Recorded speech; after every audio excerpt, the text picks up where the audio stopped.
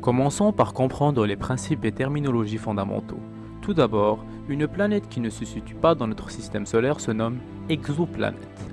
Afin de pouvoir observer des planètes qui se situent en dehors de notre système solaire, des méthodes efficaces doivent être mises en place pour les raisons suivantes. Premièrement, la distance qui nous sépare de ces exoplanètes est bien trop élevée.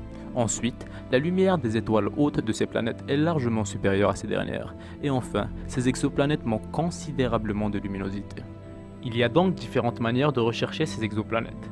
Tout d'abord, l'imagerie directe comprend deux techniques de recherche, soit la coronographie et l'extinction interférométrique. La coronographie consiste tout simplement à cacher à l'aide d'un objet la lumière principale de l'étoile. En ayant un disque du même diamètre que le cercle de l'étoile, la coronographie permet de reproduire le phénomène de l'éclipse totale. De par cette technique, il est possible de ne faire apparaître que la couronne de l'étoile observée.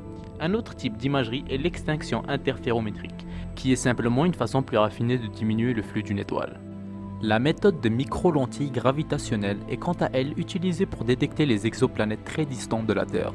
En effet, en janvier 2006, des astronomes ont découvert une planète qui se situe à 22 000 années-lumière en utilisant cette méthode.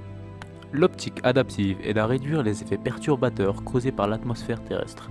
Cela permet ainsi d'obtenir des images plus nettes. L'optique diminue les effets des facteurs perturbant la trajectoire des rayons lumineux tels que les turbulences et les mouvements des couches d'air. Normalement, cette technique permet de corriger les déformations évolutives qui ne peuvent pas être prédites d'infraondes causées par l'atmosphère. Cette technique se fait avec un miroir déformable.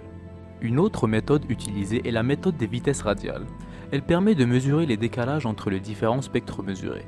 Ces décalages sont provoqués par l'effet Doppler-Fizeau. Il serait par la suite possible de calculer la vitesse de l'astre et ainsi déterminer si l'astre est une exoplanète ou non. La méthode de transit consiste à prendre pendant plusieurs années des observations d'étoiles et vérifier si la luminosité d'un astre diminue périodiquement.